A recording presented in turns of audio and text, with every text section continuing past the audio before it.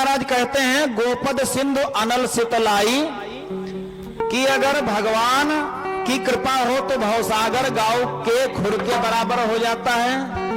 और गरल सुधा रिपु करह मिताई, गरल मतलब होता जहर और सुधा माने अमृत। गरल सुधा रिपु करह मिताई और गोपद सिंधु अनल सितलाई। बोले जो है आग कैसे हो जाएगी जैसे बर्फ का टुकड़ा, अगर भगवान की कृपा हुई तो, अन्यथा नहीं हो सकता। तो भगवान की कृपा प्रहलाद पे बहुत थी। उसने सोचा कि अब हम अपने हाथों से इसका वध करेंगे, खंभे में बांध दिया, खंभे को फाड़ दिया भगवान ने और उसी में से प्रकट हुए एक अवतार हुआ। सुखदेव जी कहते हैं श्री नरसिंह भगवान की जय। आधा नर जो है शरीर था नर का, आधा सिंह का।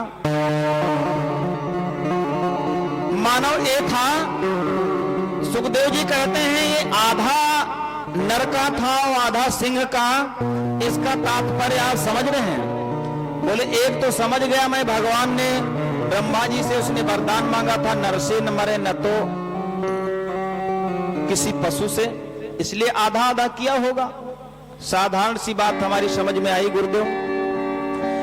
बोले अगर परमात्मा चाहता तो न तो सिंह का रूप धारण करता न तो नर का, उसके पास ऑटोमेटिक टेक्निक है, कहीं ना कहीं से मार देता। लेकिन आधा इसलिए किया, देखो सिंह का रूप धारण इसलिए आधा किया था कि जो आताताई नराधम इस समाज रूपी वन में जो है ग्राम रूपी सिंह घूम रहे हैं, उनको हटाने के लिए, उनका वध करने के लिए हमने सिंह का रूप धारण किया है। बोले नर का इसलिए है क्योंकि हमारे भक्त लोग चरणों का चिंतन हमारी करते हैं, तो हमारा आधा शरीर नर का है, इसलिए हम अपने भक्तों को ये दर्शाते हैं कि हमारे चरणों का आप चिंतन करो तो मैं नर रूप में आकर के आपका कल्याण अवश्य करूंगा। श्री सुखदेव जी कथा सुनाते हैं, प्रहलाद कहते हैं, निवेदन प्रार्थना करते हैं, उसका वध कर दिया हिरण्याकश्यप का कि स्वपाद मूले पतितम तमर्कम विलोक्य देवा कृपया परिलुप्तः उत्थाप्य तच्छीर्षया दच्छात कराम्बुजं कालाहि वित्रस्तधियां कृताभयम्। कि हे प्रभु कमल नयन, आपके चरणों का जो चिंतन करता है उसका कल्याण आप करते हैं, अशुभ भी शुभ हो जाता है। आपने इस पत्थर रूपी खंभे को फाड़ करके मेरा जो है मेरे पिता का उद्धार किया और हमें दर्शन दिया। इस प्रकार नाना प्रकार से स्तुति करते हैं श्री प्रहलाद जी। हम संक्षेप में कथा सुना रहे हैं क्योंकि समय थोड़ा कम है, भगवान की दया से कथा बहुत है, 2 मीटिंग की 1 मीटिंग में कथा हो रही है। प्रहलाद जी कहते हैं कि हे प्रभु आपकी बड़ी दया रही। ओम शांताकारं भुजगशयनं पद्मनाभं सुरेशं विश्वाधारं गगनसदृशं मेघवर्ण शुभांगं लक्ष्मीकान्तं कमलनयनं योगिभिर्ध्यानगम्यं वन्दे विष्णु भवभयहरं सर्वलोकैकनाथं। नाना प्रकार से प्रार्थना की, आप शांताकार हैं, कमल नयन है परमात्मा वासुदेव। मैं आपके श्री चरणों में वंदन अभिनंदन करता हूं, परंतु भगवान नरसिंह की क्रोध अग्नि शांत नहीं हुई। सभी देवताओं ने निवेदन किया परंतु नहीं शांत हुई, तो प्रहलाद ने चरणों में साष्टांग प्रणाम किया।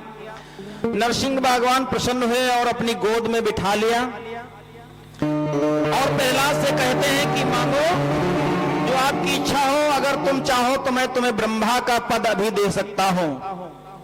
ब्रह्मा जी थोड़ा सा दुखी हुए। अभी तक तो दैत्यों ने इंद्र के सिंहासन पे आक्रमण करना शुरू किया था, परंतु आज लगता है कि हमारा पद भी खतरे में आ गया।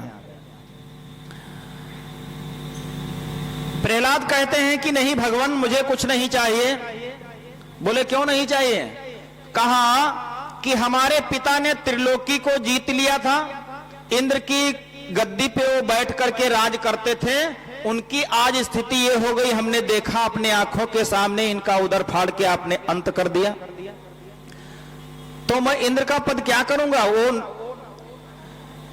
ऐसा पद कर लेने से क्या फायदा, क्योंकि वो जो टिक न सके ऐसा पद व्यर्थ है। कहते हैं, सुखदेव जी कहते हैं कि राजन, एक मृग था, तो भैया मृग बहुत प्यासा था।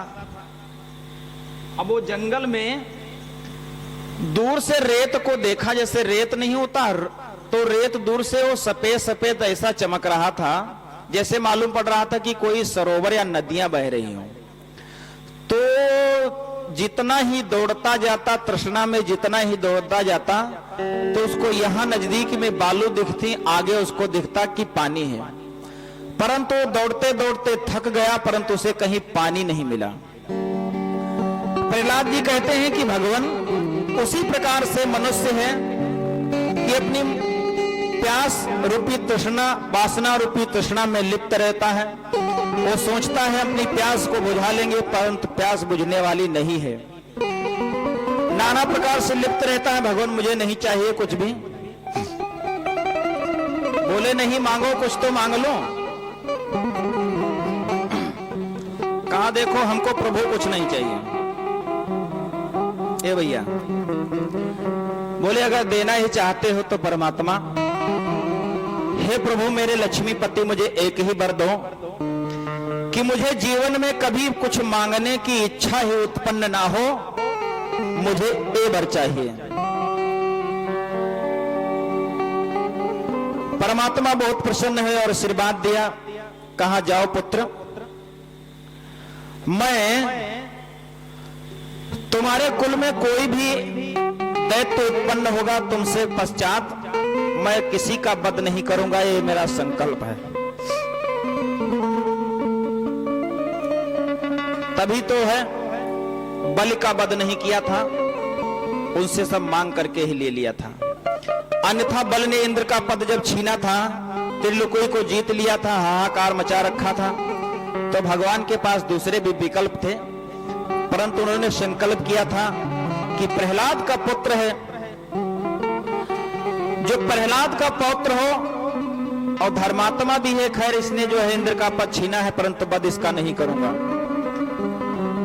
आदि आदि करके प्रार्थना निवेदन किया। श्री सुखदेव जी महाराज कहते हैं, प्रेम से बोले वृंदावन बिहारी लाल की जय, श्री राधा रमण की जय।